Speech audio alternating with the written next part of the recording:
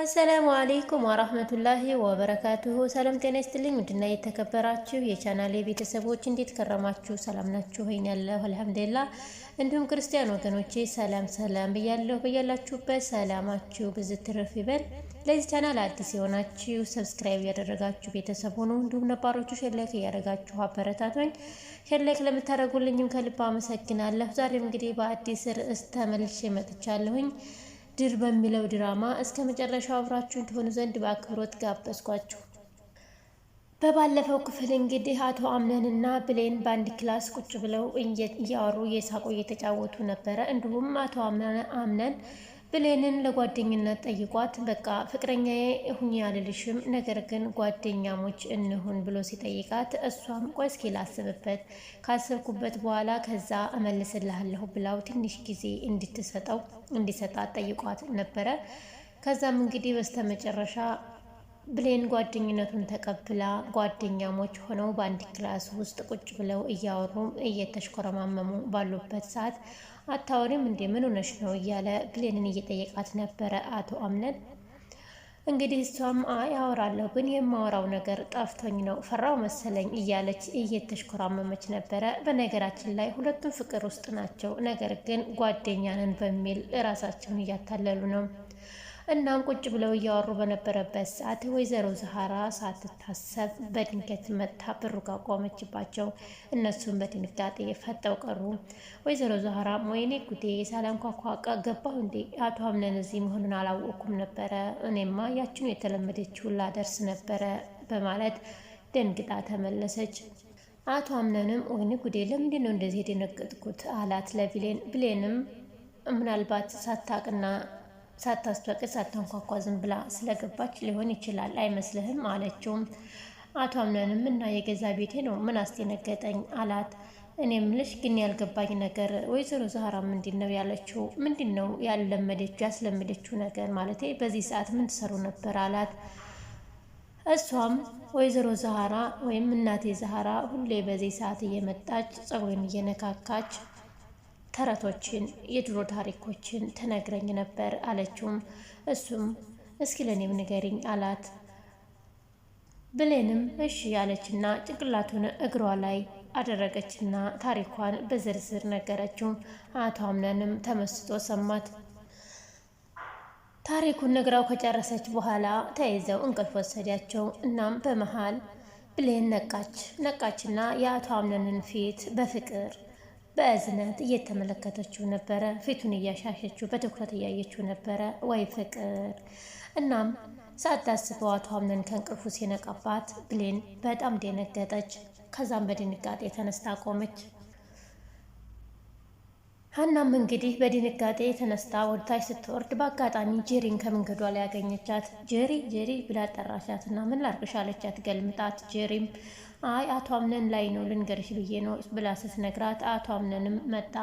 እናም ሰላም አደርሽ ጄሪ ሲላት አየሽ አንቺን እኮ ቼክ አያደርግሽም መኖርሽን ራሱ ትዝ አትይውም አለቻት። እሷ አብረው እንዳደሩ አላወቀች። አይ ሞኝነቷ። እናም እንግዲህ ሁሉም ተሰባስበው ቁርስ ሊበሉ እያሉ ወይዘሮ ሰማሃት የአምነን እናት ማለት ነው ከቁርስ በፊት መድኃኒት ትወስዳለች። እናም የአቶ አምነን አክስት እና ወይዘሮ ሰማሃት ብሌን ሆነው በአንድ ሶፋ ላይ ተቀምጠው እያወሩ በነበረበት ሰዓት ወይዘሮ ሰማሃት ብሌን እስኪ መድኃኒትን አምጭልኝ ብላ መድኃኒቷ ላይ ታመጣላት ወደ መኝታ ክላሷ ወሰደቻት፣ ላከቻት። እናም እንግዲህ የወይዘሮ ሰማሃትን መድኃኒት የአቶ አምነን አክስት ቀይራባት ነበረ በጀሪ አማካኝነት ማለት ነው። ብሌንም አምጥታ መድኃኒቱን ከሰጠቻት በኋላ ወይዘሮ ሰማሃት መድኃኒቷን ወስዳው ከትንሽ ደቂቃ በኋላ ራሷን ስታ ወደቀች። በጣም ያሳዝናል። እንግዲህ ይህንን ተንኮል የአቶ አምነን አክስትና ሚስትየዋ ጄሪ የጠነሰሱት ብሌንንና አቶ አምነንን እስከ መጨረሻው ለማለያየትና ለማራራቅ ነበረ። እንዲሁም ወይዘሮ ሰማሃትን በጣም ስለሚጠሏት እሷን ለማስወገድ ነበረ።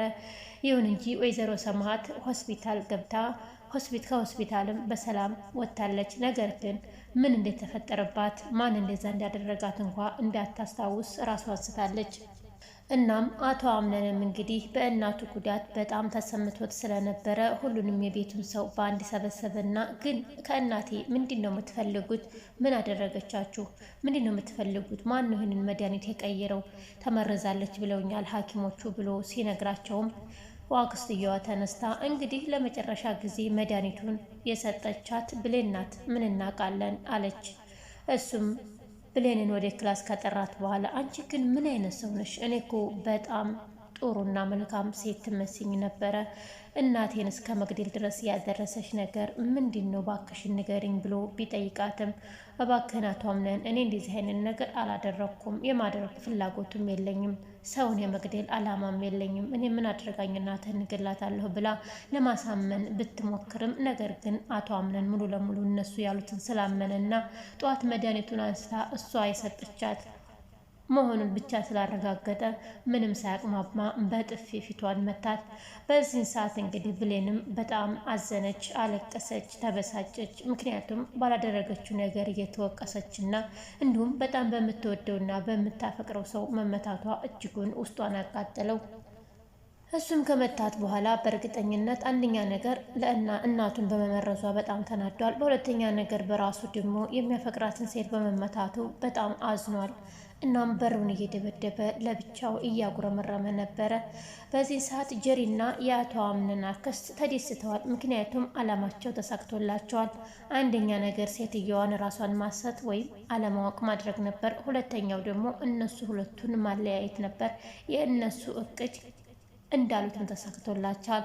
ይሁን እንጂ ግን ውሸት እስከ መጨረሻው በጭራሽ ተሸፋፍኖ ሊቀር አይችልም። አንድ ቀን እውነቱ የወጣ ለታ ለአክስተየዋና ለጀሪኪን ወየውለኩም።